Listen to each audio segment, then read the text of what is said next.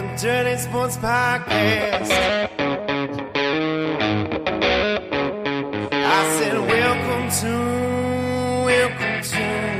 the Dirty Sports Podcast with Andy Ruther and Joe Prano. Welcome to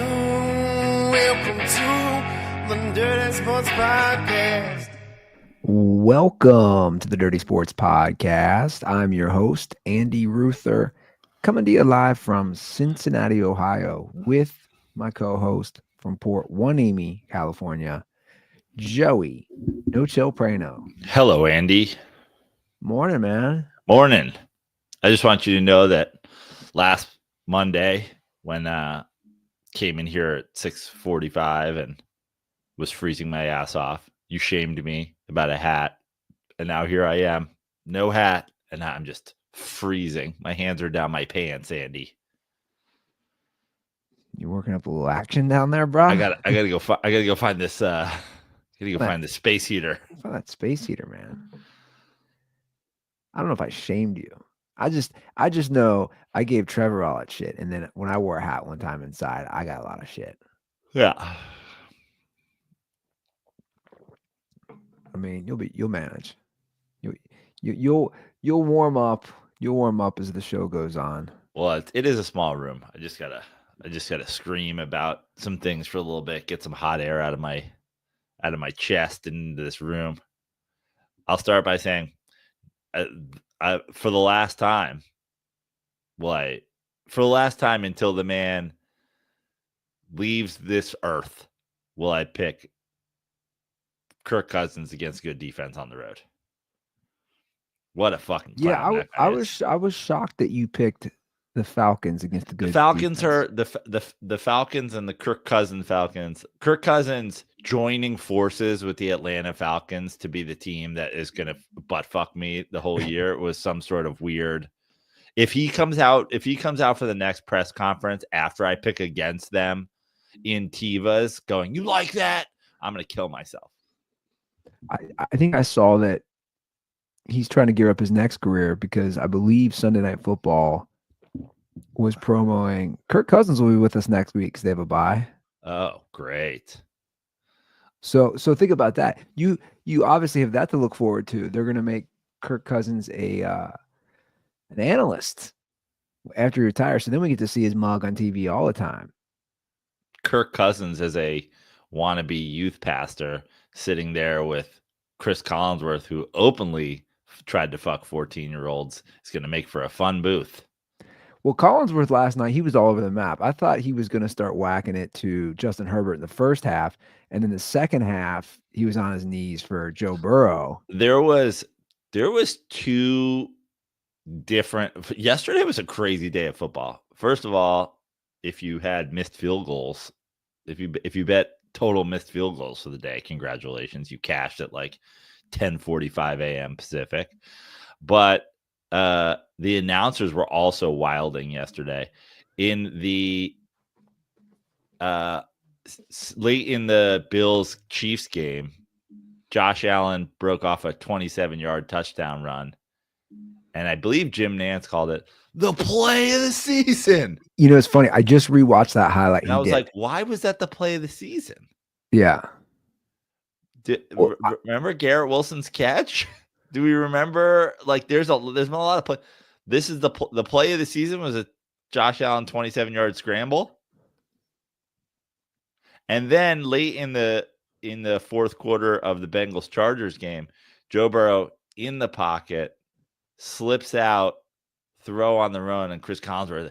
That might be the throw of the year there, Mike. I know. He slipped out of the pocket and hit a wide open guy on a 7-yard in. I mean, I've never seen anything like it. Yeah, no, you're right. They're getting a little dramatic on these play of the years. And, well, I'm glad you brought up the kickers, first of all. Because you and I talked about, I remember I brought this up last week. I said, these guys they're like, oh, look at this guy drill a 58-yarder. But they're still struggling from like 45 to 50. Yep. And they're missing them. And obviously, that's the difference in that Bengals Chargers game and then Steelers, Ravens game. I don't know.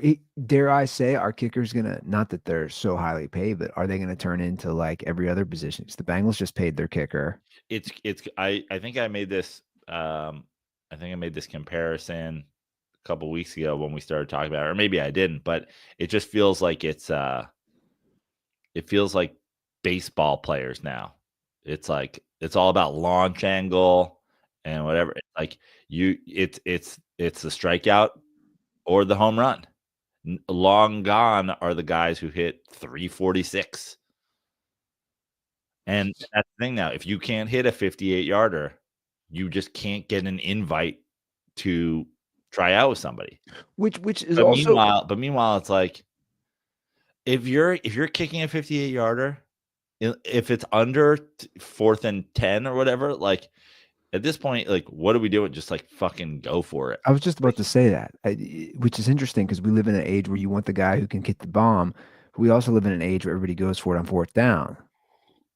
So to be honest, it's counterintuitive of that, but like for me, I'm at the point now where it's like if the number on the 4th and is higher than the first number of your field goal, just go for it.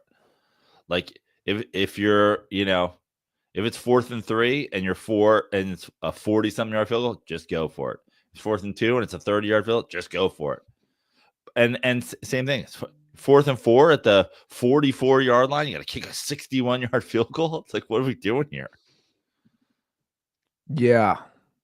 No, And what's weird is they go for it. It seems completely backwards because those are the question marks. It's like, oh, we're going for it. Like you're better off going for it closer in. Used to be, oh, well, this is a chip shot field goal. And it's now like the chip shots aren't going in.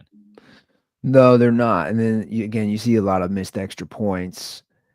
You see a lot. I mean, that's why, fuck, man, you when you bet on these games now, these kickers are just they're ruining it. But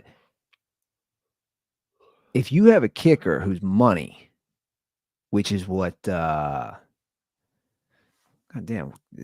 Justin Tucker used to be. Yeah. It's like that's such an asset. Yeah. Such a weapon for your team.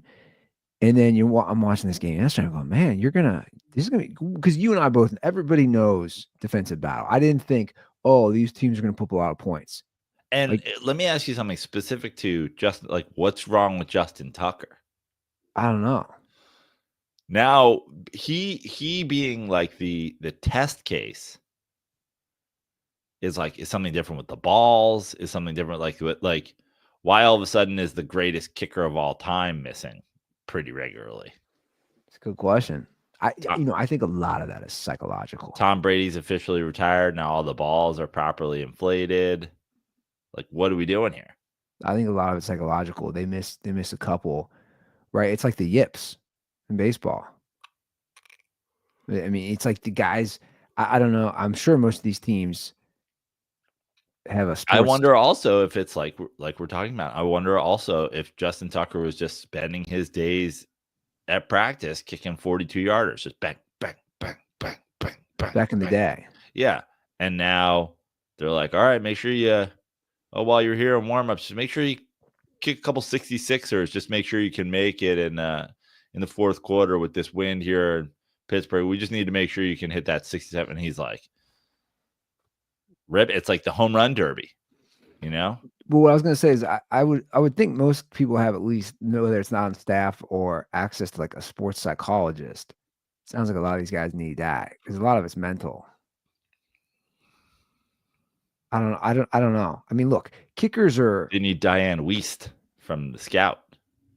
Well, they need. I don't know what they need. I don't know if they need I'm still shocked you haven't seen. Is that you who I was talking about? Yeah, right. I haven't seen Scout. Crazy. What's that about again? What? Can you just write it down and watch it with your baby mom? It's got your boy Rap. It's got Oscar winner Brendan Fraser. It's got Oscar winner Diane Weist. I mean, that the way you describe that movie, it doesn't interest me. You couldn't be more wrong. I'm just saying. Maybe one day. One day I'll get to it. But I Let's mean, live watch the scout. Substack exclusive.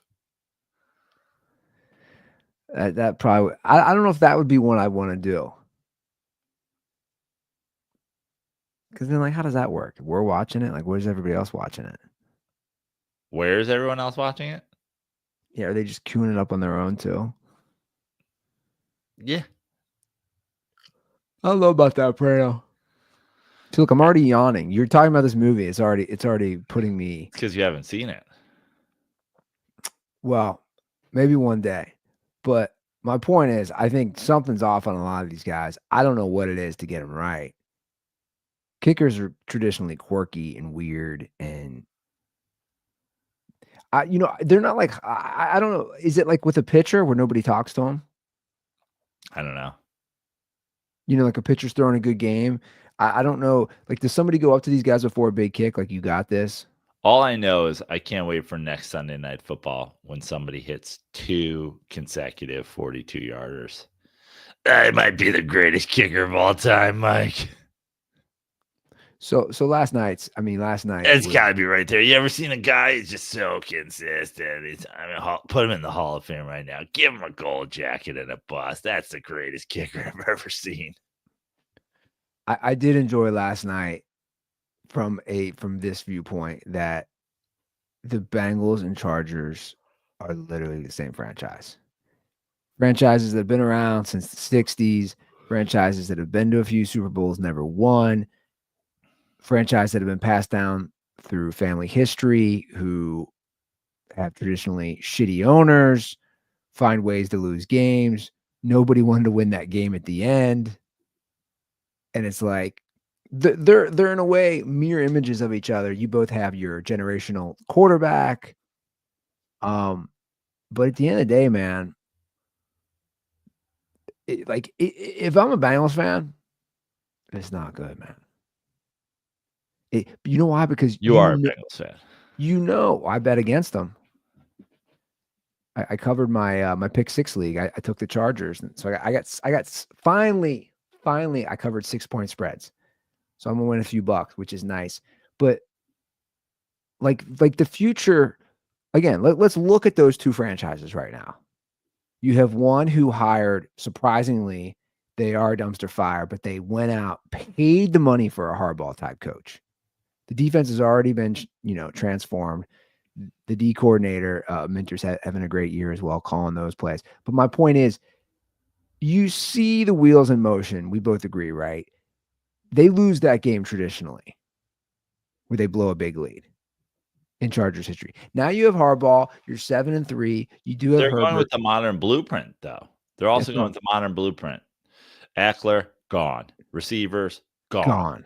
Young guys coming in. I mean, Ladd McConkey is fucking, 9 catches for 120, something like that. All the big catches down the stretch. It's another just example. Like, get the rookie who's going to give you 75 to 85% of the production of some other guy for, 8% of the price tag. Load up on defense, run the ball, have a quarterback that can drive you down the field at the end of the game to win.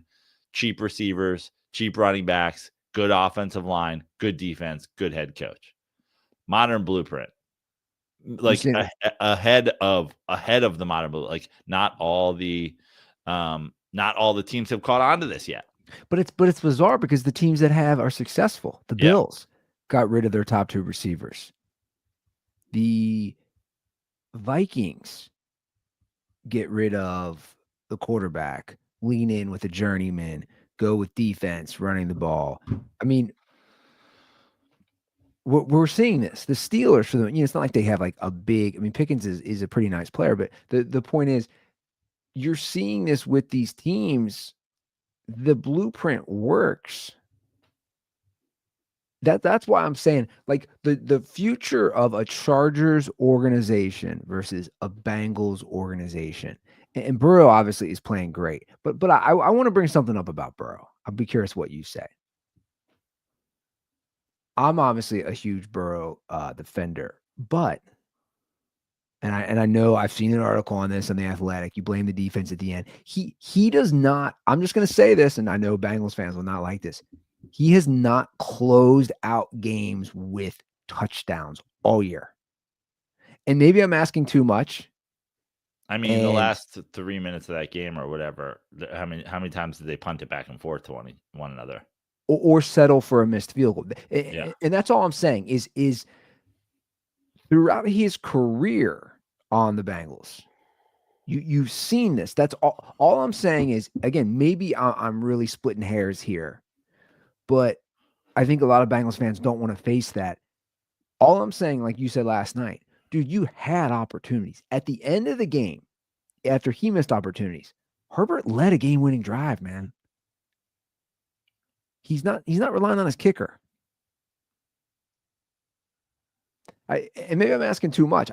All I'm saying is you got to close out games in my Well, in the phases of Joe Burrow's career, he passed phase 1, rookie contract with flying colors. You went to the Super Bowl. Right? Like forget who you're playing with, forget your offensive line, forget your defense, forget your receivers, forget all that. When you're on a rookie contract, I mean, look at all these guys, especially post the golden era of quarterbacks who came in. Look at Trevor Lawrence. All the hype, all the, he's a sure thing, whatever. Like it's not Rivers, Roethlisberger, Manning, Brady, Peyton, all those days are gone. He came in, he passed his first test with flying colors. We've now shifted into the second portion of Joe Burrow's career. Got paid, has receivers, been to a Super Bowl. There's a ton of quarterbacks that historically have just existed in the league, putting up tremendous numbers and not doing anything in terms of winning huge games. And now is the test for Joe Burrow. You got through the first boss on a video game. You're caught on boss 2. Boss 2, you can't get halfway through the level. I mean, they're not going to make the playoffs. You're putting up great numbers. Their defense stinks. I mean, they stink. Okay, and we've been through this before. You have 2 highly paid receivers. I mean, you saw last night. I mean, you get 2. But that's the thing, to go back to the earlier point. The Bengals said, we're not going to do what the Chiefs did. We're not going to do what the Bills did. We're not going to do what the Chargers did. Look where it has you from an operational standpoint, running a team.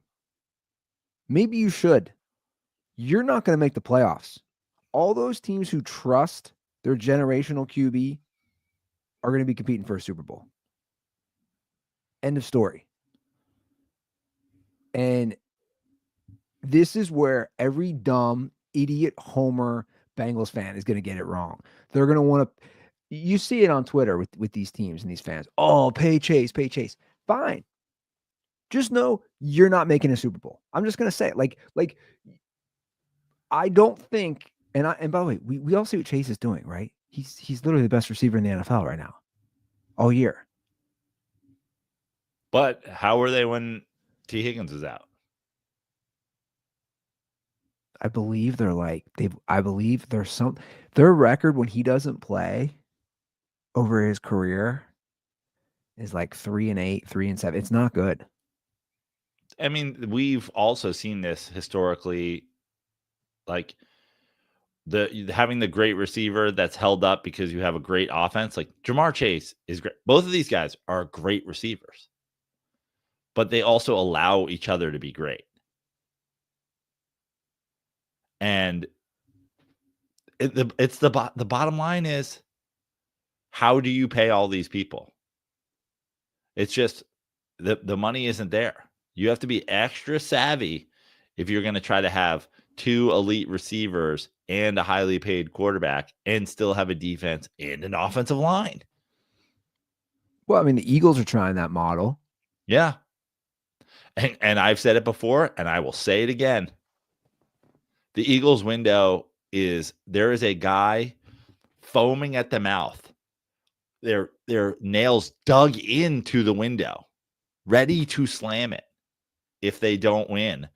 Because when A.J. Brown goes down, they're sus as fuck. Devontae Smith, gonna need to get paid. You already paid Saquon Barkley. The Jalen Hurts contract explodes in like 2 seasons, which great for them. Savvy move getting the Jalen Hurts contract to be real low to keep that window open. And then when it explodes, good night and good luck. You know, my thing is this, and I know we make light of it and we joke about it, but it's the same old thing with the Bengals. If your players have to walk on cleats across the street, you are not a serious organization. End of fucking story.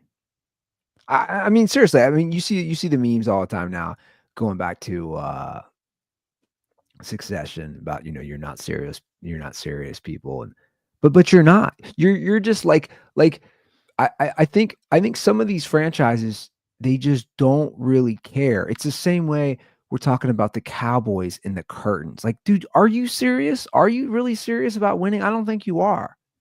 And that's why I'm just going to say it on record right now.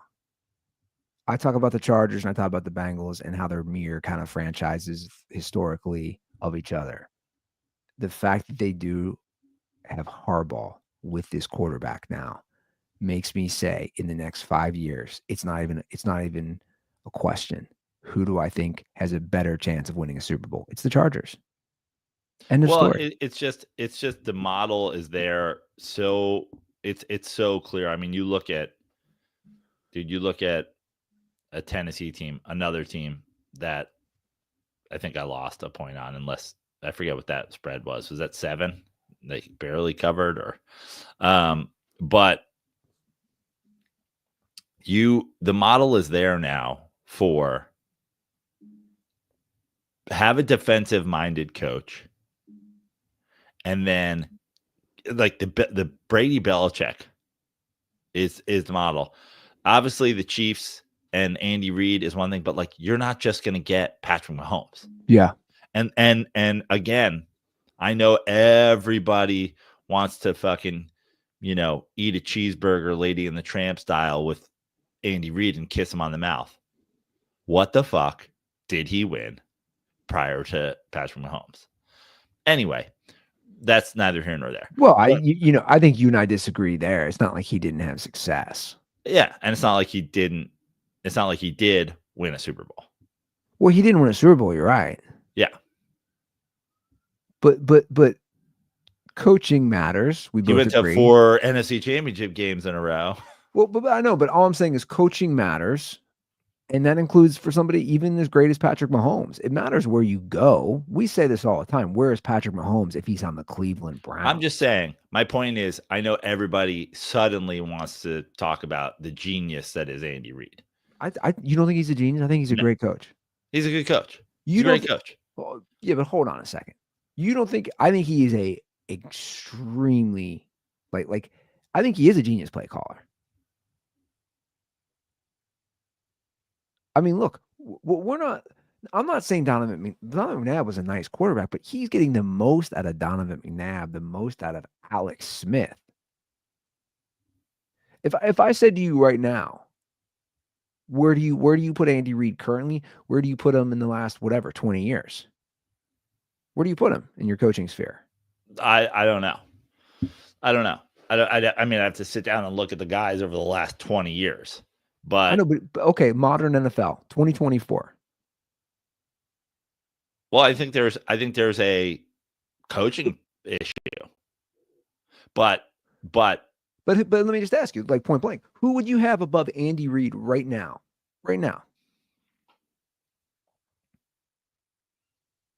I mean, if you talk about, Are you saying to say like Sean McVay?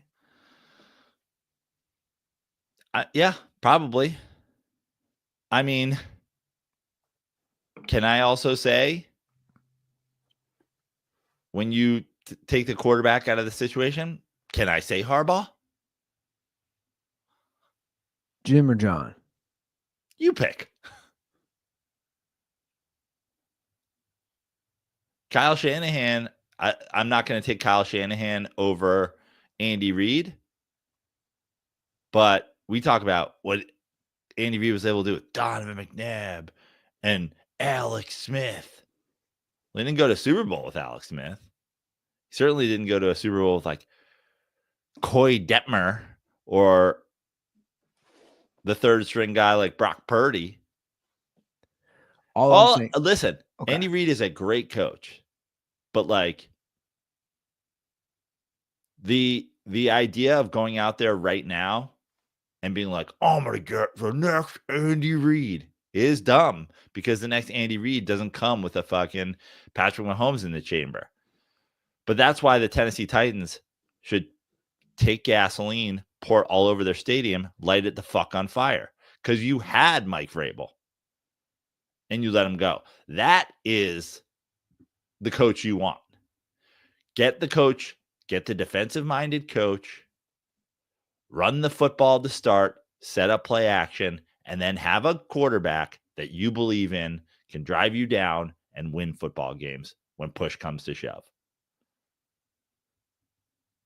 The Patriots, for all their dominance, besides the 18-1 season, a lot of close games. A lot of just play it close. In the end, Brady gets it done. And I'll say it, this is a great, you want to segue into another thing I want to talk about, and trusting your quarterback and quarterbacks you believe in. Ravens fans can lose their mind on us all the time, and they can lose their mind on every single other talking head or podcast or analyst or TikTok account or whatever that doesn't believe in Lamar Jackson. But I don't have to believe in Lamar Jackson until John Harbaugh believes in Lamar Jackson. And if he doesn't believe, then fuck you. Take your fucking annoying social media football brain and tweet at fucking John Harbaugh. The game was on the line.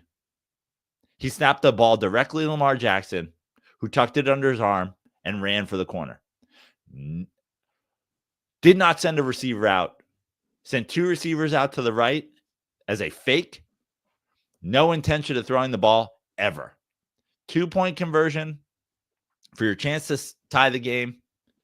You ran QB off tackle. Your go-to play, and this can segue into the next thing after we're done with this, your go-to play is the same go-to play the Indianapolis Colts have with an absolute dog shit team besides a quarterback who can run off tackle. John Harbaugh does not believe Lamar Jackson can take a snap, look for receivers. It's not there. Run. He called, and you can say, oh, the offensive coordinator called it. At this point, if the head coach just sits on a fucking throne and says shit like grit while everybody else runs your team, fuck you. You don't have you don't forget your offense coordinator. You don't have the play that you use in that situation. How many times in the whole year you have a 2-point conversion for the game? That's not just on a golden play call in your pocket. You don't just hold it. You just don't hold the Wonka bar up and go, the play, guys, the play. The play we've been saving for the whole fucking year for this thing. The one play that always works from 3 yards out. I promise you, it's not Lamar Jackson direct snap off tackle. That was a pathetic end of the game. And it was the embodiment in one play of everything that's wrong with the Ravens and why I haven't believed in them the whole time.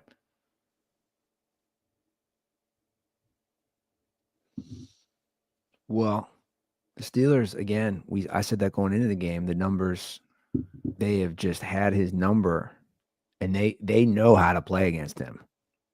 and he's done nothing, and that continued yesterday.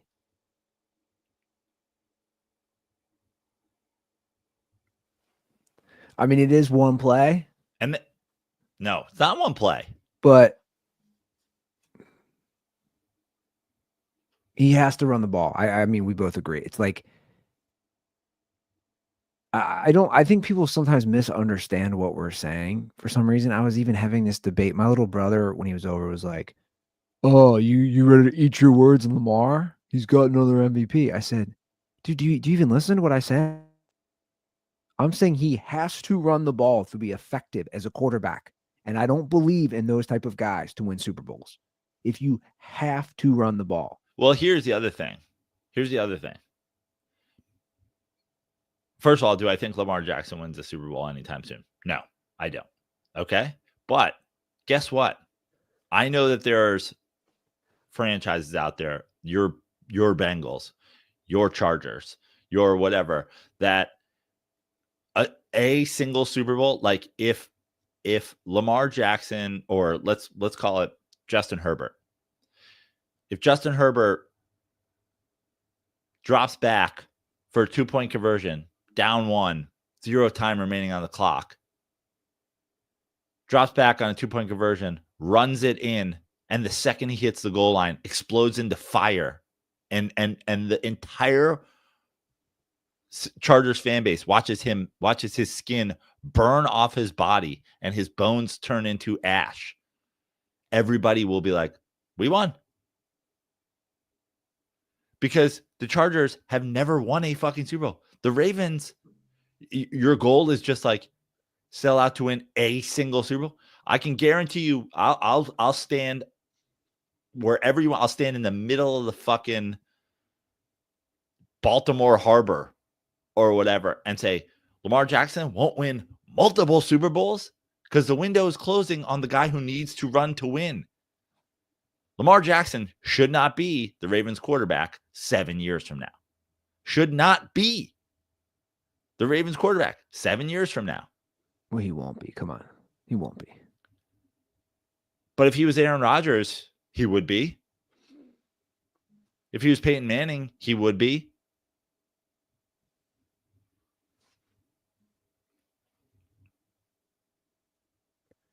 Yeah, I mean, look, the position is obviously constantly evolving, but you need mobile guys who can run like we saw Herbert do or we see Burrow do when they have to, but not guys who Josh Allen do on the play of the year.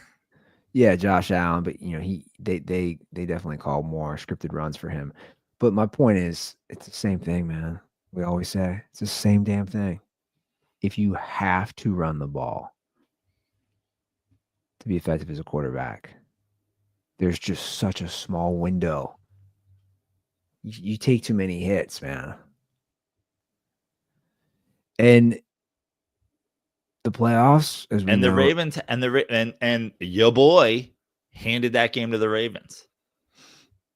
Handed it to them. Yeah, hit a bad interception. But they don't like, dude, look at the end of the Sunday night football game. You can talk about Lamar Jackson's greatness and his MVPs all you want. Look at the end of those guys are driving the ball down the field with their arm and scrambling loose for a first down here, or moving through the pocket and making the throw of the decade, Mike. 7-yard crossing pattern after he slides up in the pocket. But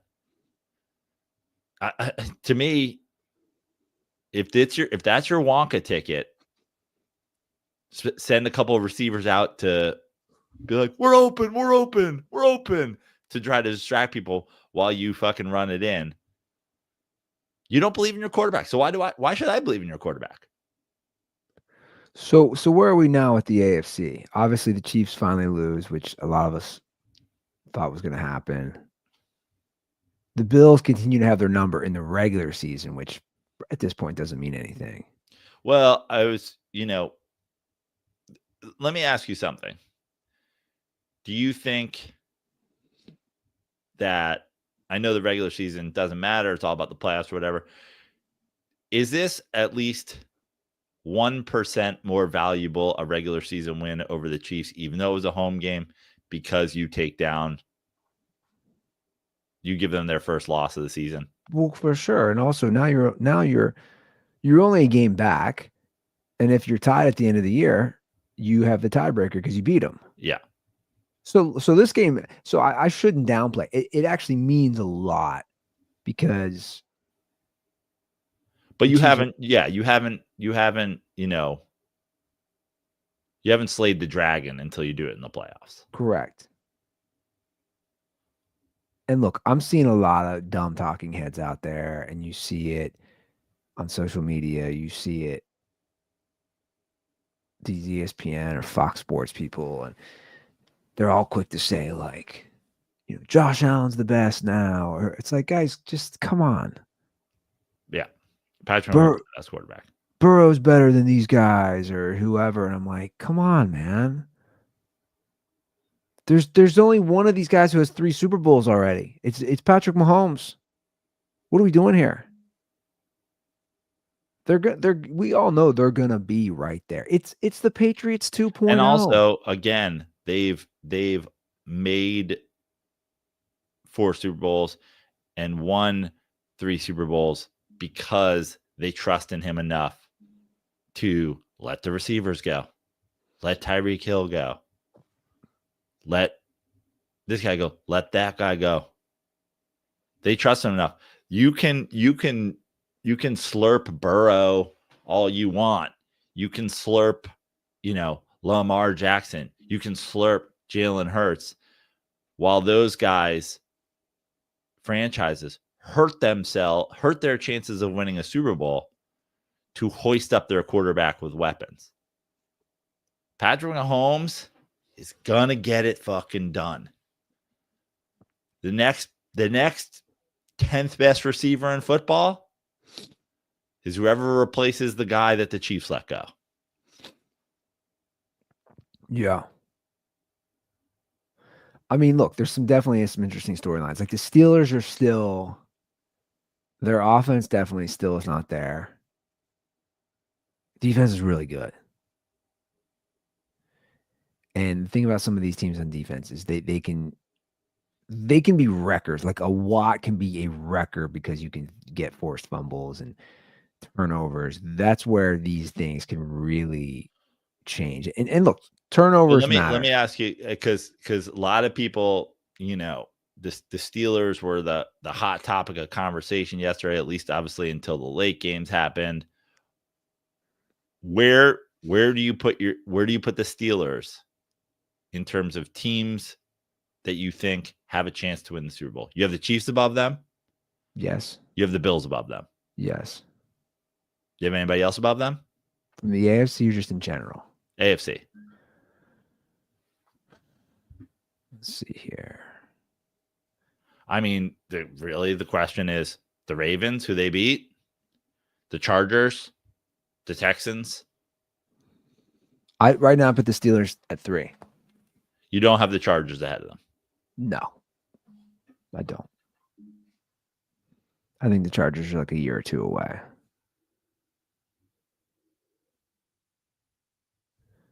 Mostly because of the defense. But here's the thing. Here's the thing with the Steelers.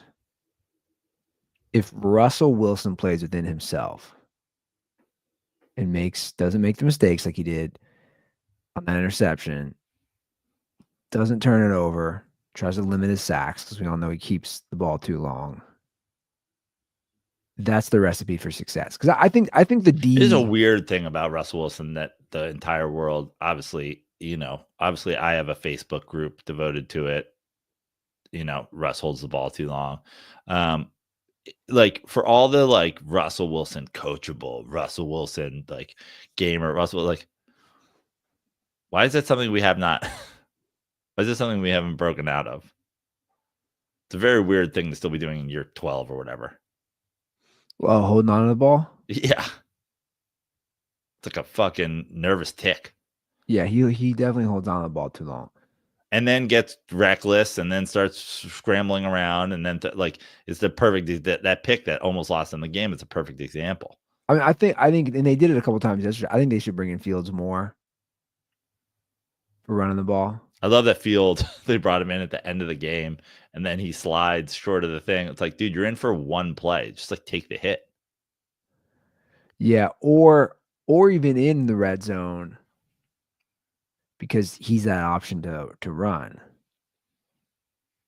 Right? It's you get the ball at, let's say it's 3rd and goal from the 3. It's like, oh well, Fields is back there. He might run it. He might pass it. You have an RPO option. So I would put them behind the Chiefs and the Bills. Take Lamar out of it. I've said all along, you guys don't play defense this year. You got to play defense. Chargers, in my opinion, aren't there yet. Kind of by like last night was an example. You have 3 touchdowns in the 3rd quarter. Just end them. Put your foot on their neck. End them. You couldn't do it. And you're at home. The Texans, they got to get hot. They gotta, they're in a weaker division. I'm not there yet with them either. Denver is going to be kind of interesting if Knicks can continue to play well, because they do have a defense. I don't think they make a Super Bowl run, but I also don't think that think about it this way. If they're the 7th seed right now, they got the 2 seed. I don't see a top 5, 4. None of the teams we just talked about, the Chiefs, the Bills, the Steelers, the Chargers. I'm going to say even I don't see the team that Denver beats in a playoff game on the road. I guess if you wanted to say, and I'm a Chargers believer, but I guess if you wanted to say they would have a chance to beat the Chargers because the Chargers have 0 home field advantage. There's probably more Broncos fans there for a playoff game than the Chargers. But what makes you believe you're a believer of the Chargers this year? Well, yeah. Justin Herbert, I've been saying, is one of the great quarterbacks in the NFL for a long time. They're going with the model. They're running the ball. They're playing defense. They're not wasting money on. They were just like, yeah, Keenan Allen, you're good, but you got to go. Listen, do I think that with more time to be thoughtful about having Jim Harbaugh as your coach and building a roster around that while still, taking advantage of Justin Herbert's time, do I think the Chargers are going to get better over the next couple of years? Yeah, I do. But at the same time, a Jim Harbaugh coached team with a great quarterback and a pretty good defense, certainly a defense that has playmakers on it, that's the wild card team. Not the wild card by definition, but like the wild card team. I'm like, oh, you could beat anybody in a random playoff game. Yeah. Especially when you talk about a team like, oh, who's going to take down the Chiefs? Do I think that the Chargers have the best chance of taking down the Chiefs? No, but it is a division rival. Yeah, it's tough to beat. Yeah. It's tough to beat your division foes, especially if you've already beat them twice. Well, look, man. I mean, and here's the thing: for the most part, they've protected Herbert. And again, I think that's the difference between those teams last night. Burrow made some great plays. Burrow's just getting. I mean, he got concussed again. Let's just call what it is. When his head hit, and they called, and when it was the right call, the unsportsmanlike conduct. Like, did I not say this 3 years ago? If they ever win a Super Bowl, Penei Sewell should do the gritty. Like the ultimate, it's going to go down as like the ultimate draft question. Remember when people were doing Herbert Tua? That's hilarious, by the way. Oh, by the way, I'm glad you brought them up. That's another prime example. They go all in on the receivers and their quarterback. I mean, the Dolphins, another prime example. The opposite model, which is kind of interesting. The Bengals and the Dolphins went quarterback, receivers, and they both have 4 wins. The teams that didn't do that, But how long, Andy? Since we started this podcast, there's the financial ramifications of it, and the NFL salary cap with the way it balloons with the TV deal and all these things. Like, it's a totally different world than it was even when we started this podcast. But you can go back. I know you can't go back because not all our episodes are up. But if you went back, I've been saying for the entirety of this show, who were Brady's superstar receivers? Who were Peyton Manning's superstar receivers? Who were Eli Manning's superstar receivers? Who were Aaron Rodgers' superstar receivers? Well, that's an interesting question. It's like, or did the quarterbacks turn them into stars? Of course, that's my point. Victor Cruz is just an undrafted free agent. No one was like, you got to get your hands on this Jordy Nelson. This quarterback at Kent State, he's going to be an elite slot guy. Yeah, Peyton Manning had Marvin Harrison and he had Reggie Wayne, but he had Marvin Harrison coming out of college, and then they nailed Reggie Wayne. Reggie Wayne's a great example. Reggie Wayne was always there, always putting up numbers. And yeah, he went to Miami. And, he was a high draft pick. But does anybody think Reggie Wayne was Reggie Wayne without Peyton Manning? When you look back at the Reggie Wayne, the AFC South years, was Reggie Wayne Andre Johnson?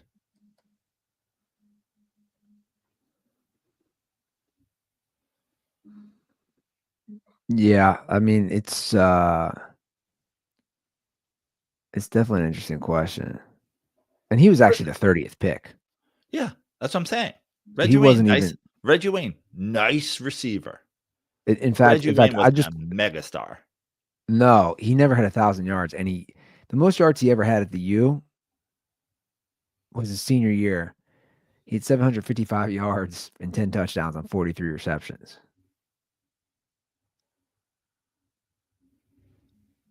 But you're right. Then he got to the pros, and he just.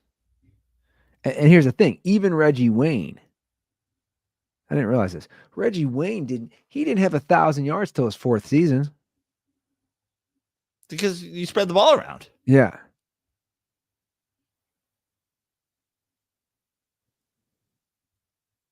So, that kind of proves the point. It's like it's like an Antonio Brown. They didn't just start off hot. They got developed within their system and their quarterback. So it seems like we both kind of agree how we feel for the most part about the AFC and how to build these teams. And then the NFC again is really interesting because you got the Lions who are just killing teams. Has Doug Peterson been fired yet? I don't think so. Are you going in hours or days after the podcast ends? After you hit end broadcast? Hours or days before Doug Peterson is fired? You think they'll fire him mid-season? It is shocking to me that he hasn't been fired already.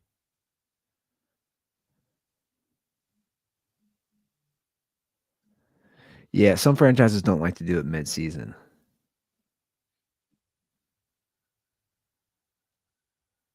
If the guy's hat is going to get cut off in the middle of the crown, then you should be able to fire him in the middle of the season.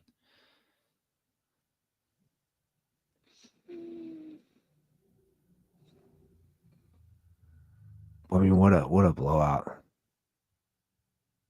So the Lions are just killing teams. They're 9-1. You get the Eagles right there, 8-2.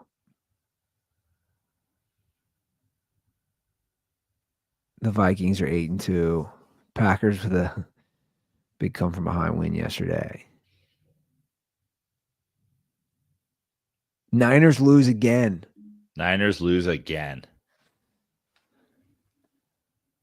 McCaffrey back.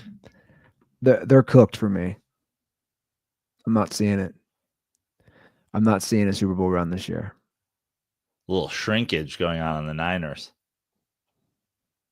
Yeah, Big Cock Brock is just got out of the pool. That Pacific Ocean. It's cold, Yeah. man. Especially up in the Bay. It's cold. Up there in Ocean Beach. I mean, you agree?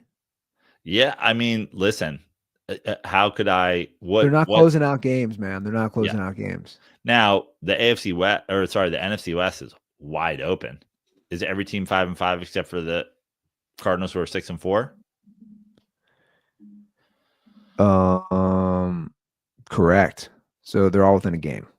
So they're not cooked in terms of not making the playoffs, but they don't scare me if I'm any other team. Like,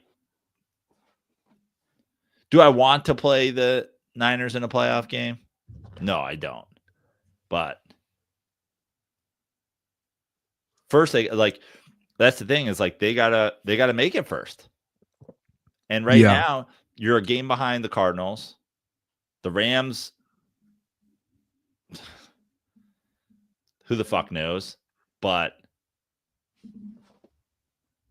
then you get into that, we love to talk quarterbacks on the show, and I know it gets, but it's just so fucking important. If I was an NFC, if I was the Eagles or if I was the Lions, I'd be much more afraid of the Rams than I would be of the Niners. Why?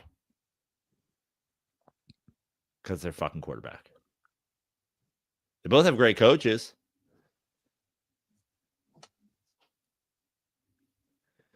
Yeah. Quarterback, coach, defense, come playoffs. Say it all the time. I'm just weirdly not a believer in any of the NFC. I was about to say what's real interesting is the Lions are just mowing down teams, and they're on a big win streak. But I just feel like this thing is circulating around them of just is this setting up for a failure? Well, I think that there's essentially two camps of people because of their history, especially. Yeah, I think there's two camps of people. There's Lions fans, and then there's also in the same camp as Lions fans are people who are just like, look at what they fucking done. And then there's people. I think the other camp are people who just don't believe in the Lions as a franchise, don't believe in Jared Goff as, a spotlight on you, got to make a play quarterback. And, you can say Joe has to wear the L chain and blah, blah, blah, blah, blah. But you can also not believe. We've had dozens of coaches through the years across sports where you're like, they've done it again. It's like, dude, Dan Campbell turning around the Lions franchise is great. It's a great story. But when does that become a real thing? Again, I think it's you make a Super Bowl. Doc Rivers has a title. And all we ever do is talk about how the guy's a choker.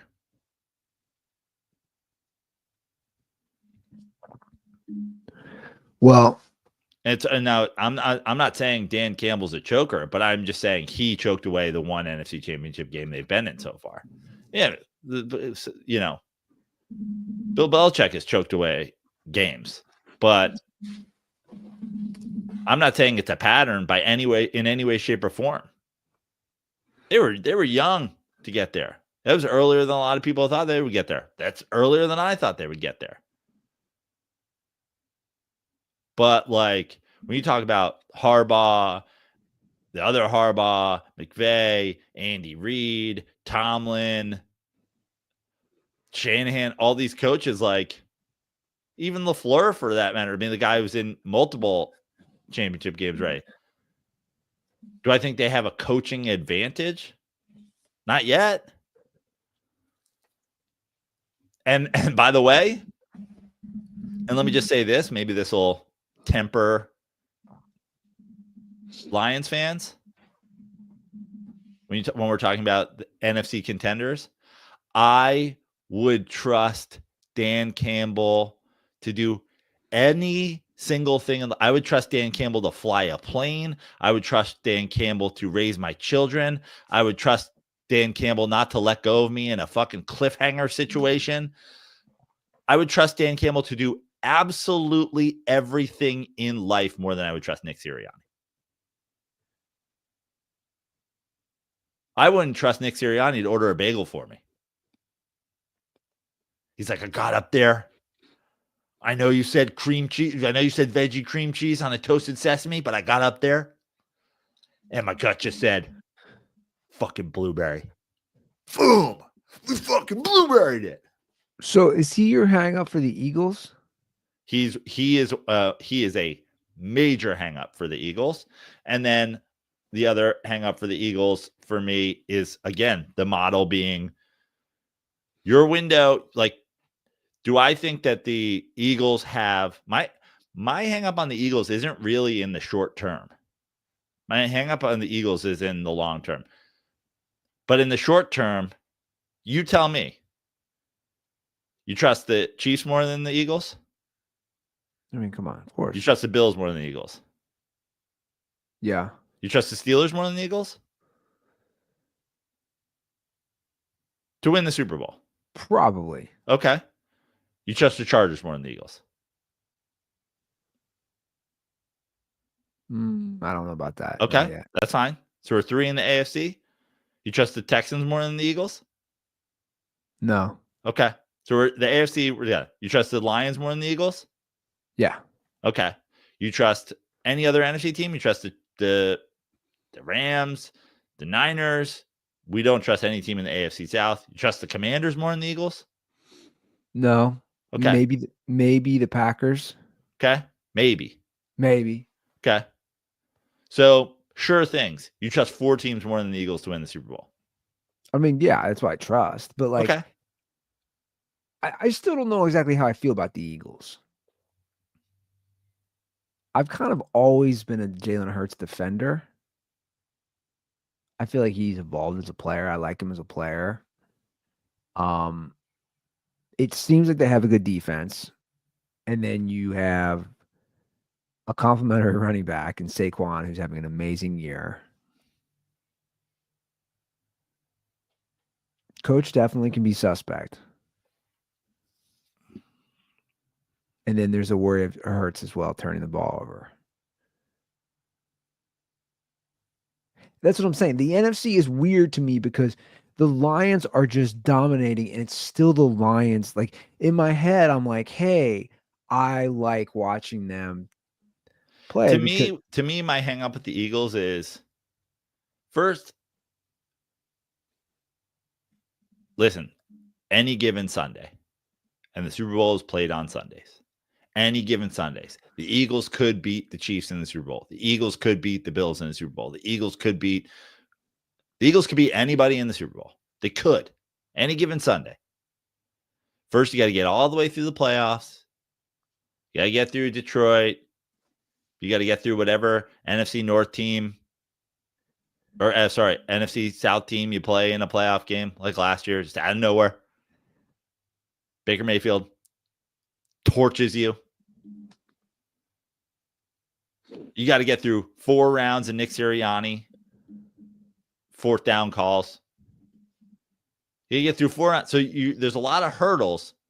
And then, yeah, you could beat anybody on any given Sunday in a Super Bowl. My problem with the Eagles is they are a totally different team when they don't have the elite weapons hoisting up their quarterback. Look at Tua's numbers before Waddle and Tyreek Hill. Look at Jalen Hurts' numbers before Devontae Smith and A.J. Brown.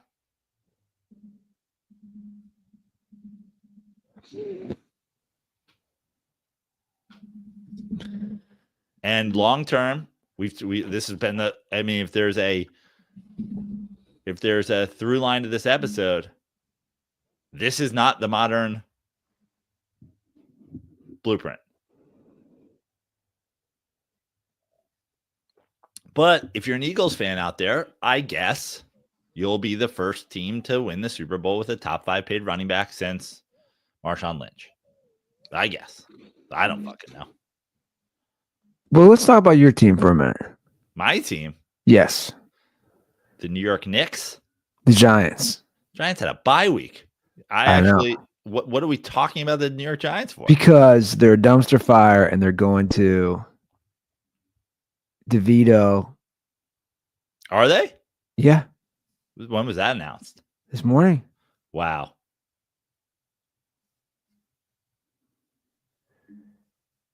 Yeah. Benched. I mean, are you surprised? No. Well, I guess I'm surprised. Listen, the big disappointment for me with the Giants this year, who I didn't think would be good. I think I predicted 6 wins for the Giants to start the year, is I've been disappointed in Dable. And now I was like, oh, we have the coach. You know, you talk about coach, quarterback, defense, all these things. You go back, I was like, we have the coach. I'll say it right now. Why is this happening now?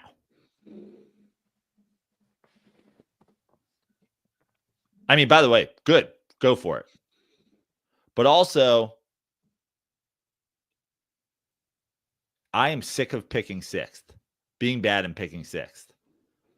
The Commanders have their quarterback. The Patriots have their quarterback. If the only explanation for this is if Daniel Jones gets hurt, we have to pay him. Okay, fine, bench him. And I'm assuming that's what it is. Correct. You guys have the 5th pick right now. Yeah. Lose all the games.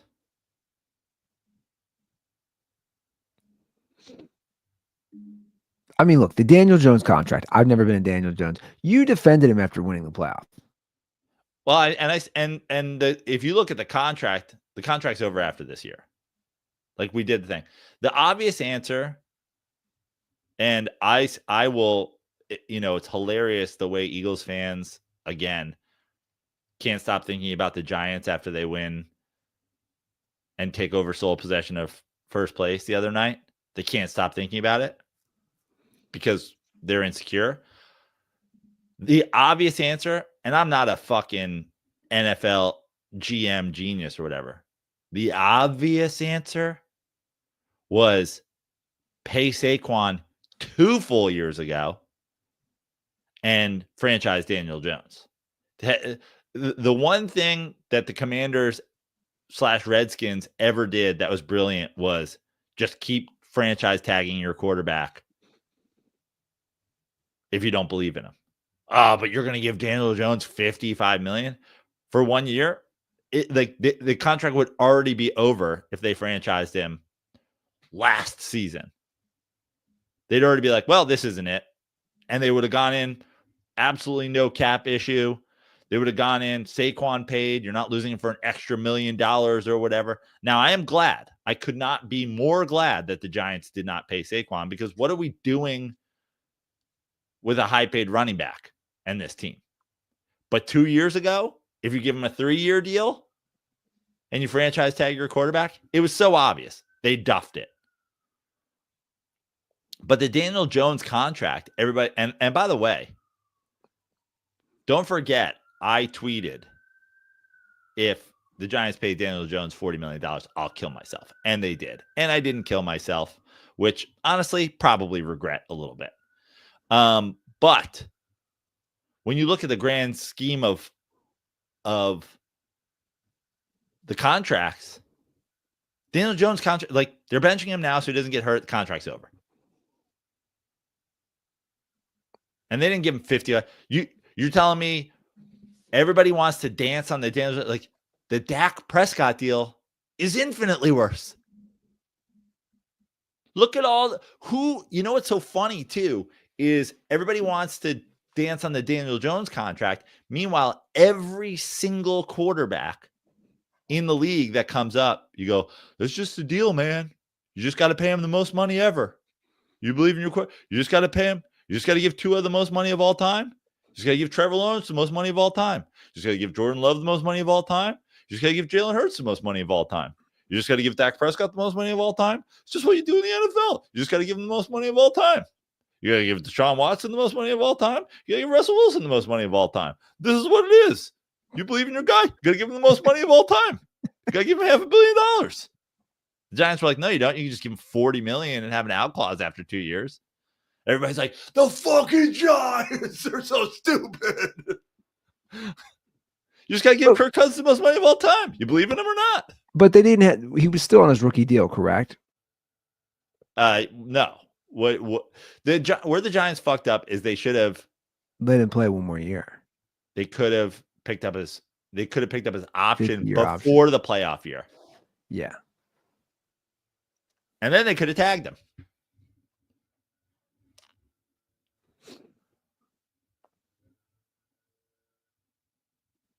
But obviously, he's like Daniel Jones is headed for the purgatory of backup quarterback. Yeah. 100%. Totally. And I'll say it. I've said it before, and I'll say it again. He won't play a down of football next year. And then in 2 seasons, Jordan Love will go out. He'll come on. He'll take the field for the Packers. He'll throw for 275 yards, 2 touchdowns, or rush for 75 more. And everybody will be like, Daniel Jones resurgence. And I'm like, yeah. He's a pretty talented guy if he was on a good team, but he's not. The thing about Daniel Jones is everybody loves to go, he's the same retarded face as Eli Manning. Dude. That's why I'll never stop standing for the guy. It's like, you're not cut out for we're not that good. And you're not cut out for sure for we're not that good in New York. It's a very special kind of guy. You know who else isn't cut out for we're not that good in New York? Aaron Rodgers. Should have stayed. Your cool little conspiracy theories are fun when you're screaming them into the abyss that is the Green Bay nightlife. You should have stayed in your fucking 2-bar town eating cheese curds. You ain't cut out for it, dog. Not a lot of guys are. He's also old, man. Oh, he's also old. If they're Super Bowl contender, are the Jets the fucking contender? And are the Jets? No, I think, including myself, I think a lot of us we get, again, it's nostalgia. We get caught up in guys of the past. I the same way with Peyton Manning. You're like, oh, is he really playing like this at this point? It's just we get caught up in it, which sucks. But you are right. The Giants, if they want to change the franchise, they need to get like a top 3 pick and get a quarter. I don't even know what the quarterback draft class is like because I don't follow the kid college. From Miami, Shadur Sanders.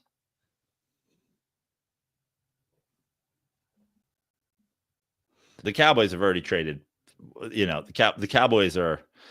Jerry Jones probably smart, honestly. Jerry Jones is in the process of having a construction team put another window in just in case the sun doesn't hit.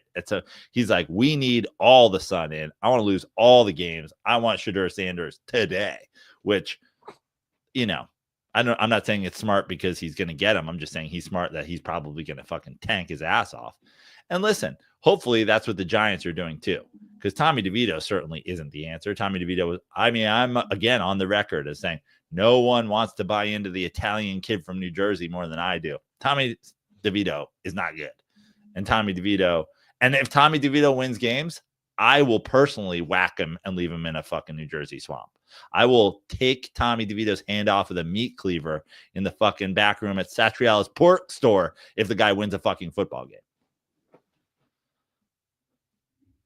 I have some official news about something Oh, released a couple hours ago. Inside the NBA will continue, but it's going to be on ABC and ESPN. wow. What are the financial terms of that deal? How do you make that happen? So they were involved in a lawsuit. So it will stay. And this is what it says. Listen to this. These are the details. TNT Sports will receive global rights outside of the United States for Inside the NBA, House of Highlights, and its parent company, Bleacher Report. TNT will have a full package of regular season and playoff games outside of the United States, the league announced today, along with news that it will extend its partnership with Warner Brothers Discovery for an additional 11 years. So basically, TNT will now still have the rights for games that are not in the States. Inside the NBA will go to ESPN. TNT will supposedly, because I say that because I don't know if I believe all this, will still be producing the show with the same guys.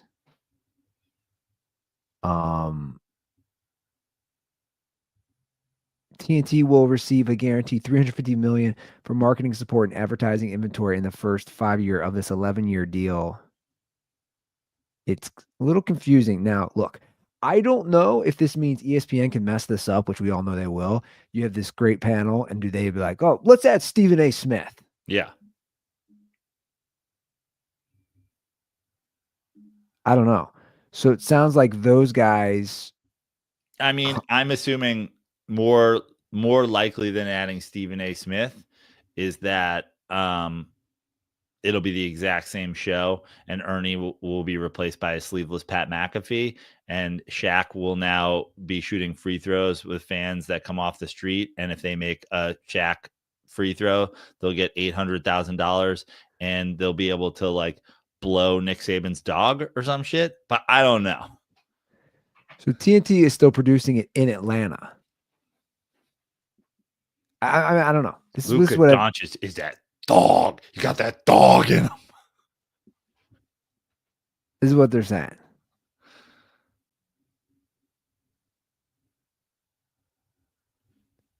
So basically, their show moves to a different network, but they'll keep amazing. the same. If true, great. I mean, a win. A win for NBA fans, right? I mean, how could they not have seen the value in that show? Yeah. Now, Barkley said he's going to retire. I'm sure that changes now. Remember, he said he was going to retire after this year, which I didn't believe anyway. Yeah. Come on, man. Come on, man. All right, so that's they a just win. Replace him with the general. Bro, lots of people were feeling the general vibe last episode. The general came in clutch. By the way, I'm throwing it out there on behalf of Super Dirtball, Keenan Soto. On he messaged me last night, and he was like, "You got to get on Blue Sky." And I was like, "I've been on Blue Sky since fucking I got an invite months ago, but is anything going on over there?" And then he was like, how do we get Ruther and Tug and Justin Wood over here? And I was like, Ruther's going to scoff at it the second I bring it up. He's going to say no. And he's like, well, he complains about being shadow banned on Twitter. I was like, he's not going to do it. Yeah, I'm not doing it. And everybody who's mad at Twitter is going to come right fucking back. I'm going to say it right now.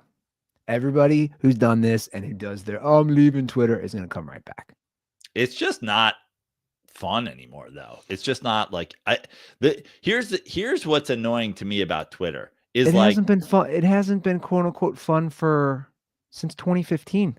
But here's the thing. Here's the problem with Twitter, in my opinion, is like, and obviously a lot of the people have left, but even the things that you want, like the Jake Paul Mike Tyson fight, is the perfect example of like something that would have been so glorious in the Twitter heyday.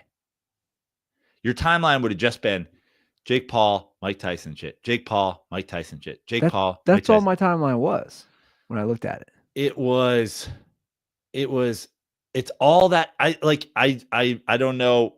Like I want your settings or something like that, but the injection into the gaps in between all that of all of the political shit and all the like we get it. John Jones did the Trump dance after his fucking thing. Like, why am I seeing it 4,000 times?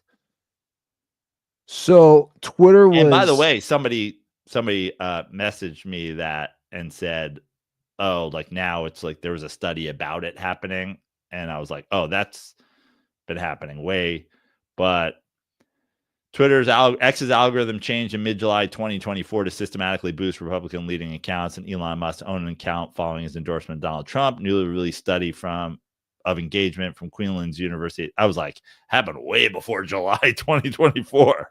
Well, look. Well, first of all, I want to know the source on that, but I would say this: Twitter was always left-leaning forever, and now it's the opposite. Listen, first of all, the whole like suppression of this, suppression of that, I don't give a fuck. I don't show me less things. Suppress less things. Elon Musk attacked the suppression of Republican things by boosting it. And I'm like, if I didn't see it, I don't give a fuck about it. But again, let me put it this way. I am on different accounts. I see from, this is me. This is anecdotal. I don't have evidence. I don't have as far as like numbers. I see different things definitely on my account than like when I hop on Gold Star. You know what I'm saying? Like that's all curated kind of Cincinnati stuff, food related, because I look at what's going on in the news here. I look at whatever McDonald's is doing, those different feeds. Like I don't know what, here's the thing. I don't know what the answer is. It's just like, I do miss that conversation where it's like the world was having a conversation about Tyson Paul. But again, like for me, I had that. So to me, all that shit is just. I literally, because my brothers were over for the fight. To me, to me, the conservative boost that Elon Musk is just the raisins in my chicken salad. Like I can't take a bite of chicken salad without getting a fucking conservative raisin in it. It's like and guess what? There was a thing. I mean, Blue Sky. I don't know if they're doing it, but like now you can make these like. I listen. The point. The answer is I'm probably 45. It's just like it's not going to happen. But it's cool that you can go over there and make a starter pack. Like I was able to block like 700 fucking MAGA dorks in one click last night because they were like, "Hey, all these people just tweet about white supremacy. You can block them all with this button." I was like, "Oh, that's great." I know, but that's the thing. But even that stuff, like Twitter before would ban you if you said a wrong pronoun, dude. Like that's how bad it was. But like I don't know. Like here's what I'm saying: suppress away. I wish fucking Elon was suppressing more shit. It's the boost thing that's annoying. Like if I don't see it, I don't care. Because guess what? I'm suppressing people. I'm blocking Donald Trump. I'm blocking Skip Bayless. I'm blocking Stephen A. Smith. And they're like, yeah, but you can't block Elon. You can't block Elon. What do you mean you can't block Elon? You can't block Elon Musk. You can block him, but you'll find that he's not blocked. And now Elon's saying you can block, all block people will do is they won't show up in your thing, but like they can still see your shit and you can still see their shit. It's like, what the fuck is the block button for? I know, but here's my thing. I'm going to argue this, that Twitter, I know this isn't a popular opinion by some people. I'd say it's overall better that there's not a getting banned for saying a wrong pronoun or quote unquote dead naming somebody. Oh, but you can get banned. Like Elon banned the guy that put out the whole report of like Elon's doing the same thing. He's just not banning the people that he's just not banning people for the things that you don't like. I would argue the suppression was a million times worse before. Good. Suppress away. Just stop shoving shit in my face. But again, if you click on things, that's going to funnel the algorithm a lot too. We've So been through this. I know we have. And I'm not saying it's perfect. I have my own issues. I'm not sitting here You're saying blocked. You're banned. I'm not sitting here saying like, oh, Twitter's the best thing ever. That's why I specifically a few minutes ago said I liked it back in the 2014, 2015 day. 3 years after Musk took control of the company and rebranded it as X, it has finally released a new transparency report, and the results are surprising. Under Musk's leadership, X has suspended over 4 times as many accounts in the first half of 2024 as Twitter ever did during similar periods. But who are those accounts is my question. Are Well, they what do you care? Well, you're talking about suppression. I'm talking about there's a difference between banning bot accounts and banning somebody for look, if it's up to me, and I know this is also not a popular opinion, I don't really care. There is no censorship. Say whatever you want. Well, it's up to me. You have to show your ID and you are you and now say whatever the fuck you want. And if you're a company, you're a company. You can be a company, you can be a publication, you could be a person.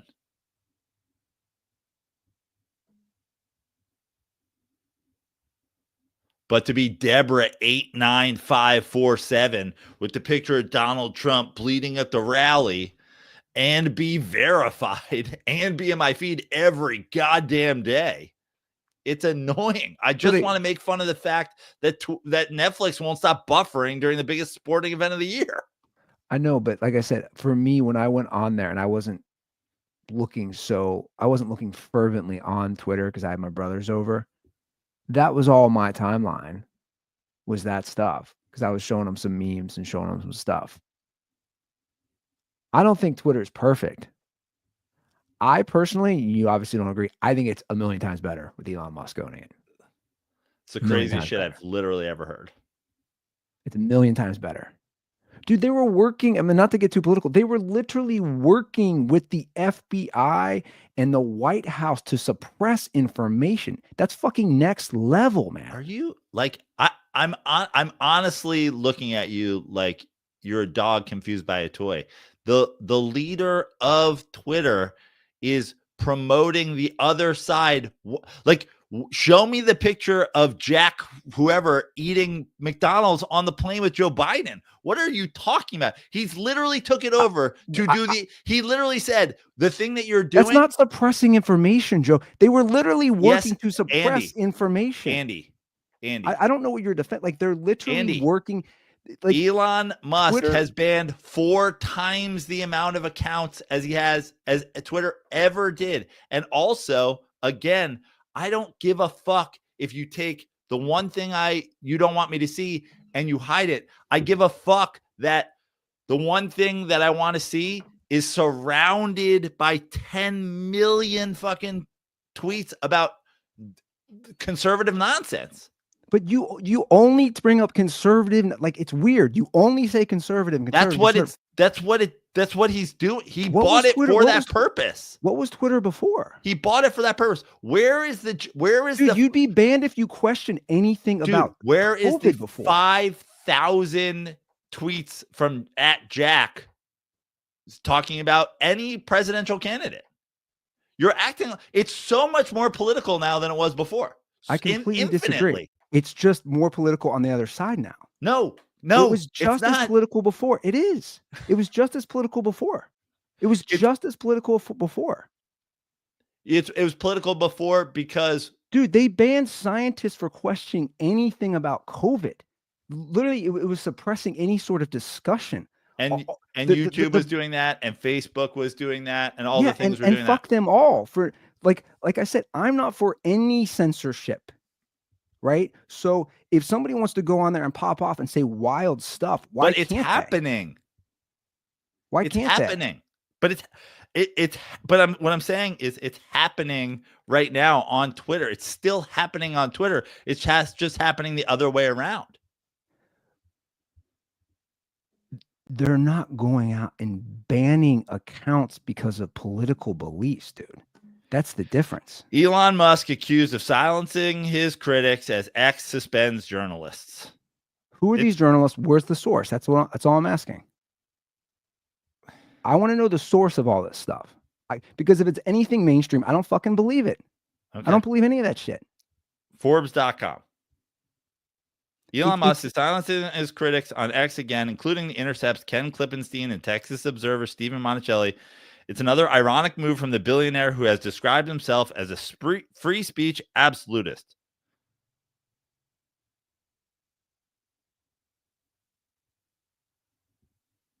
So these guys are banned.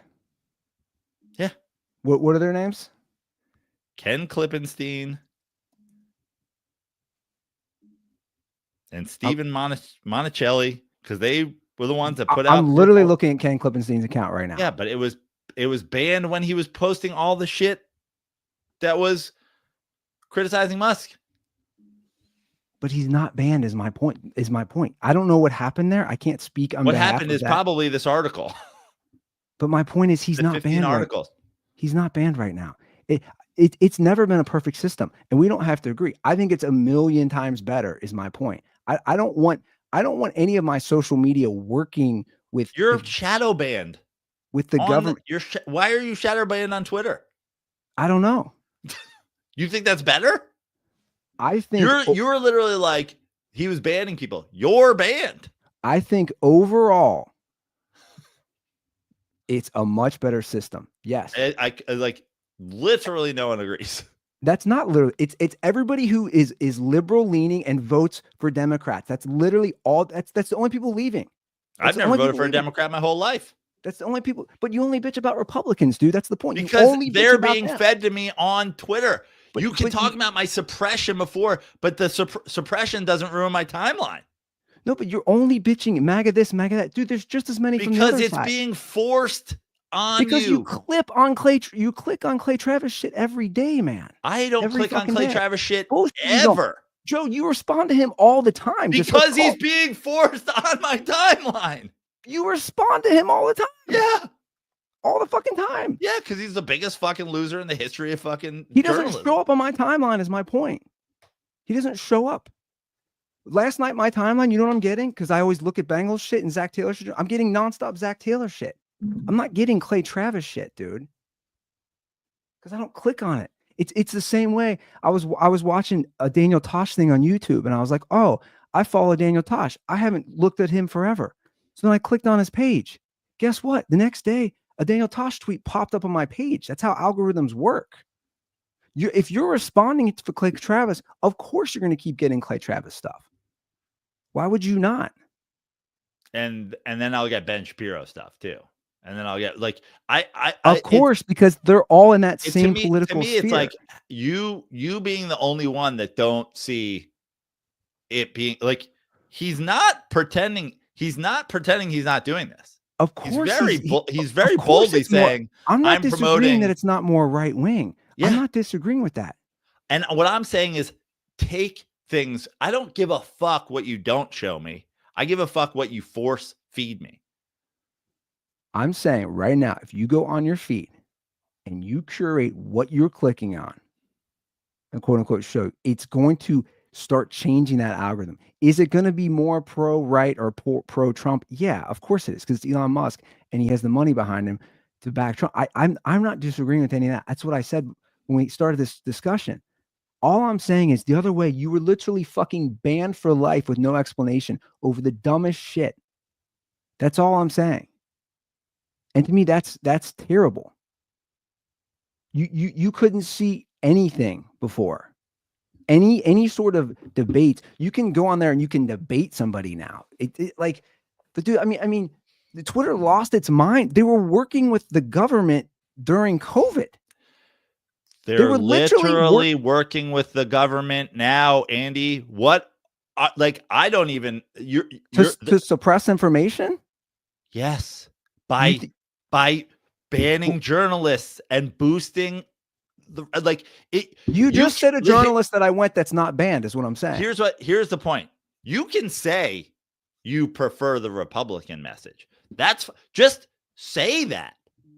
It has nothing to do with the message. But Elon Musk said, I'm buying Twitter to flip it.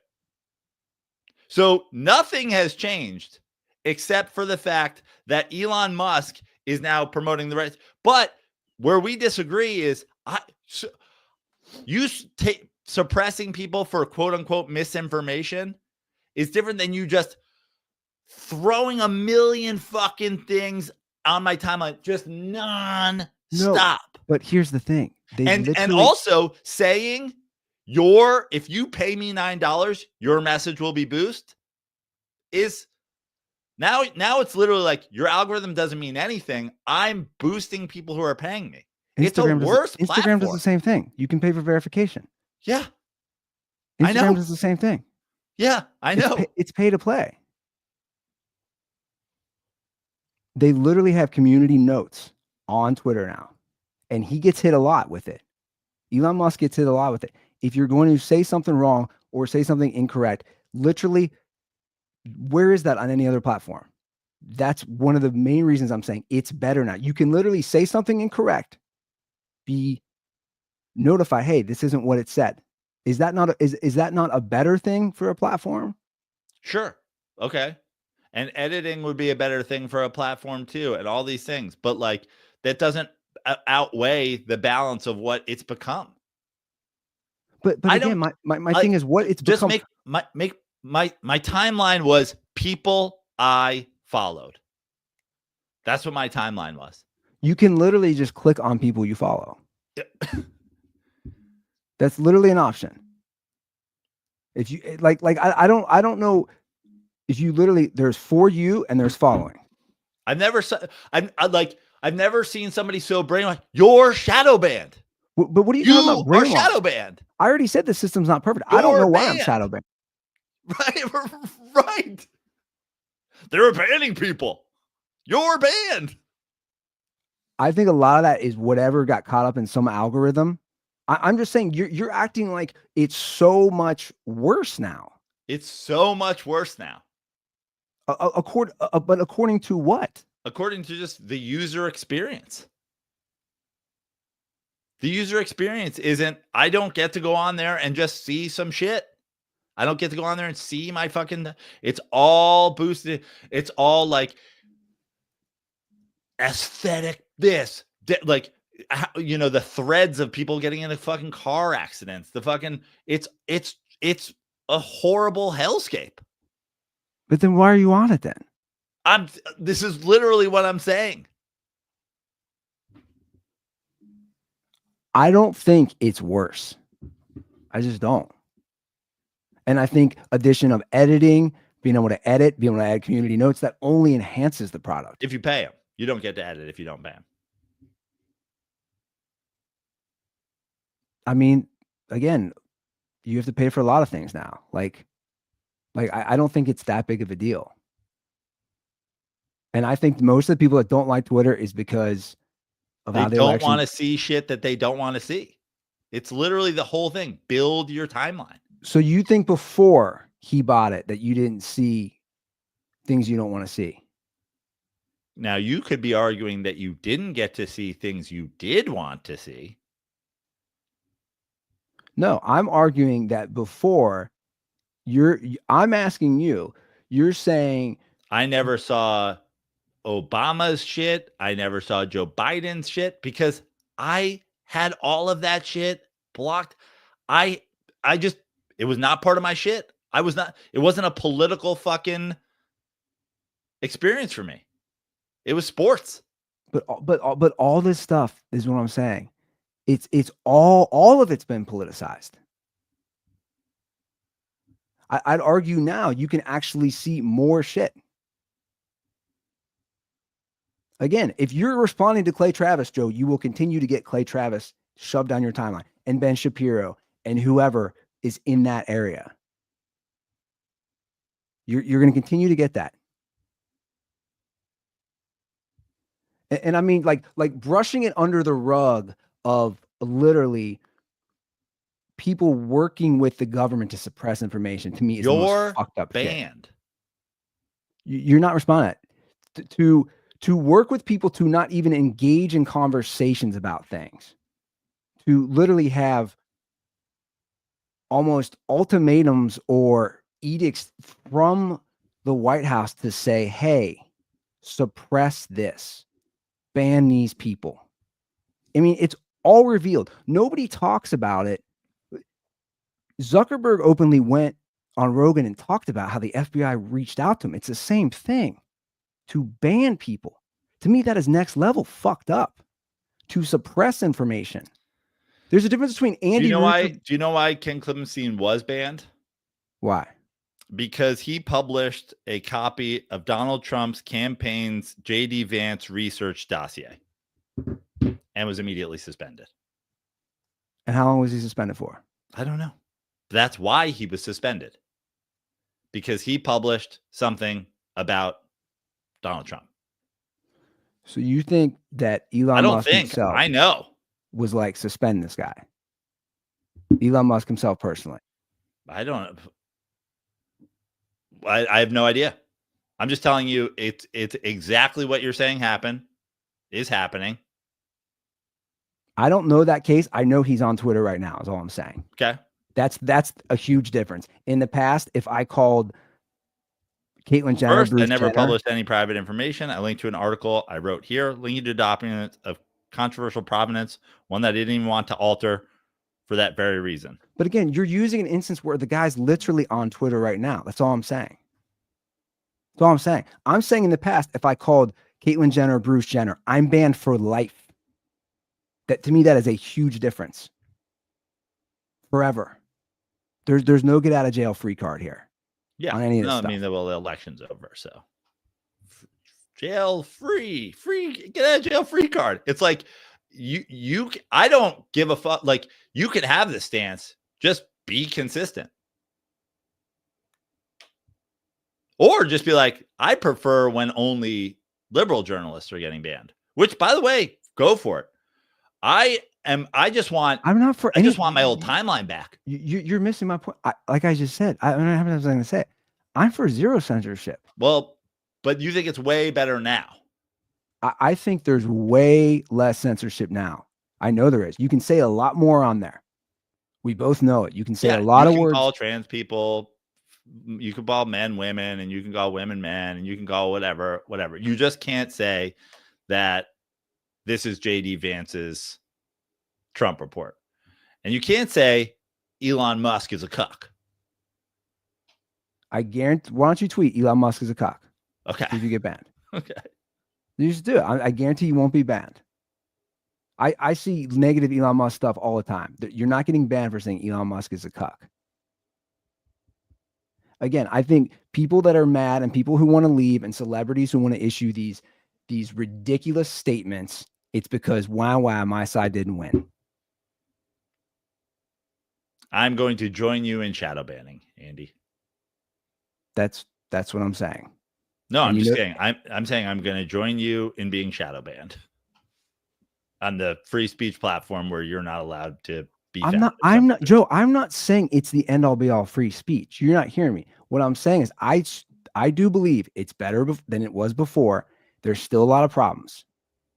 Because if it was up to the idea that the entirety of our podcast exists because people found us organically on Twitter, and that would never fucking happen, ever happen on Twitter today, because we would just be under a pile of absolute shit on there, is everything I hate about it.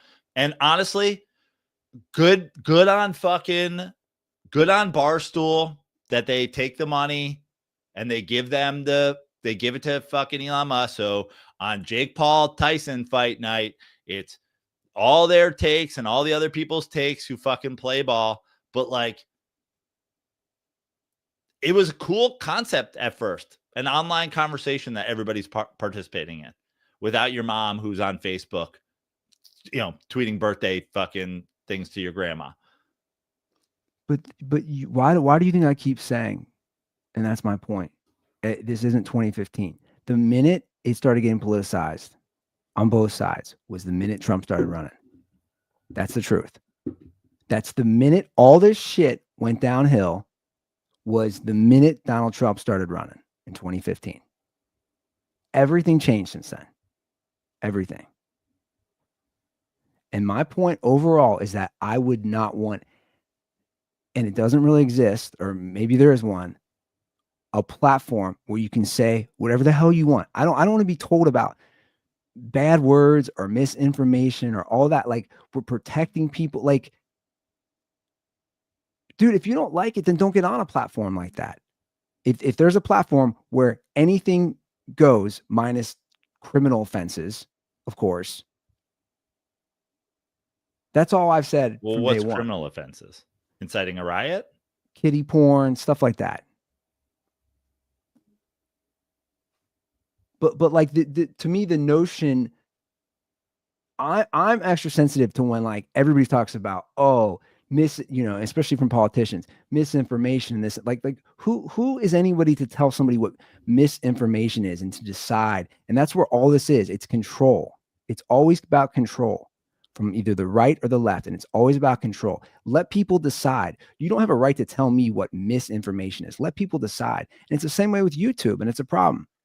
If people want to say something and they're completely wrong, who cares? That's not for you to decide if they want to believe in this or that. As long as it's not a criminal act. That's where I stand on all this stuff. Everybody wants to get involved and everybody wants to have their say over what is right and what is wrong. Let it all be.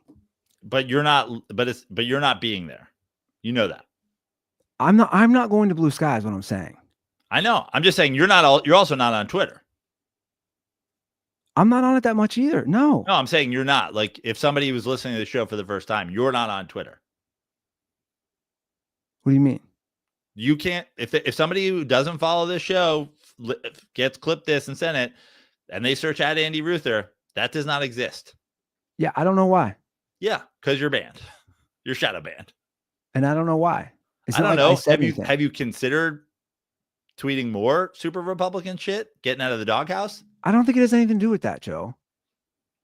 I think I got in some algorithm, and that's my only conclusion on that. There's no reason I would be shadow banned. I don't even tweet political stuff.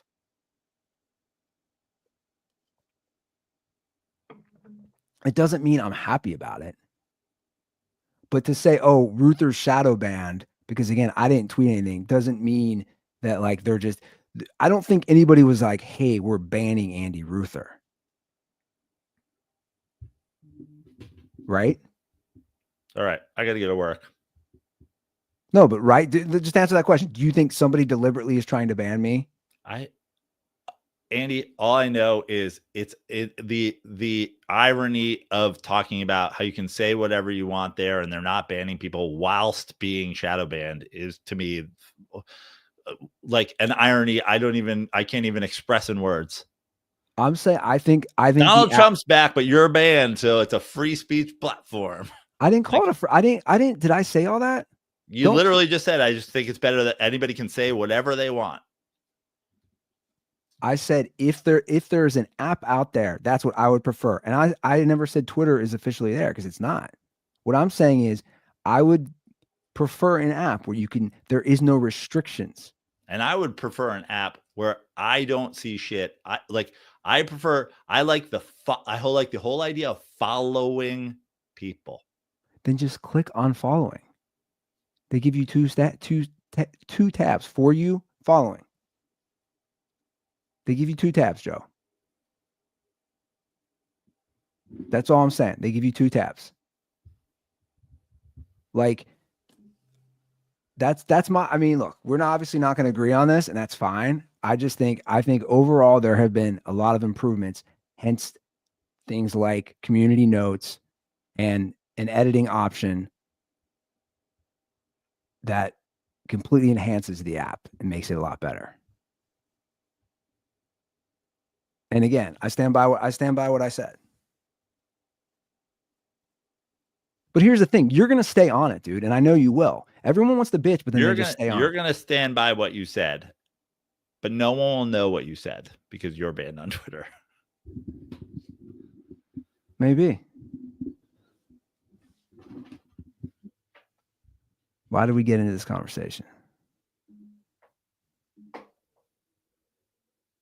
I'm just looking for a place to tell people to drink Miller Lights without it being dropped into a cesspool of. But again, Joe, we don't agree. You don't think it was a cesspool on the left before. It was the same thing. It's just now a guy who is leaning Trump bought it, and that's what happened. It was no different before. It was no different. Well, it was the reverse. But I prefer the less. I prefer the less. I prefer seeing less. That's less of what? Less whatever. You're going to ban people, they're gone. I prefer the suppression over the promotion. But again, I don't see what you're saying there. Here's what I'm saying. If I go out to eat at a restaurant and I say I want a steak and mashed potatoes with green beans on the side, I want them to go, we will give you the steak. We are suppressing green beans. We're suppressing mashed potatoes. I'd be like, okay, I prefer that to, hi, I'd like a steak with green beans and mashed potatoes. And they're like, okay, but first you have to eat 25,000 Taco Bell bean and cheese burritos, and then you can have your steak. I want you to do a test. Go to people like Jamel Hill. I've had Jamel Hill blocked for 14 years on Twitter. No, but I just want to show you how the algorithm works. If you go to people like her, well, I'm not unblocking Jamel Hill to fucking see what pops up in your timeline. I would have to unblock. I would have to unblock Jamel Hill for the first time since 2011, which isn't happening. I'm just saying. All right, Joe, where can people follow you on Blue Sky? Well, follow Keenan Soto on Blue Sky.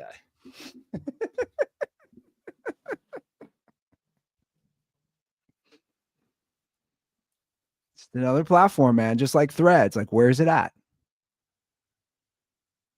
Well, I gotta say, man, I made a Aaron Rodgers joke yesterday on Threads.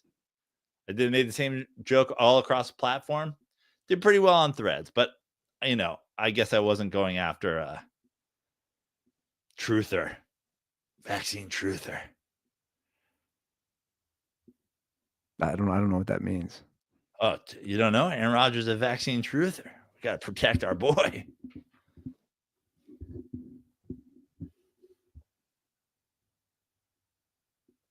Anyway, follow me on Substack. Follow me on subscribe to me on Substack. Subscribe to Ken Klippenstein on Substack. He's also on Twitter if you guys want to follow him because he hasn't been banned. I know Forbes wrote an article, but he hasn't been banned because he's there. Now, in the old Twitter, if he would have called Caitlyn Jenner Bruce, they would have probably showed up to his house and murdered him. Because you can't do that in the old Twitter. I don't know. I don't know that theory. I never called Caitlyn Jenner Bruce. Well, I did make a lot of jokes about her driving. I'm just saying that's what would have happened back in the day. We do have a hotline, 310-359-8365. Give us a ring. You guys can weigh in on this discussion. What do you guys think? Are you pro Twitter, anti Twitter? I gotta go to work, dog. Let us know. 310-359-8365. All right, let's wrap it up. Thanks for listening. We'll see you guys on Friday. And as always, stay dirty.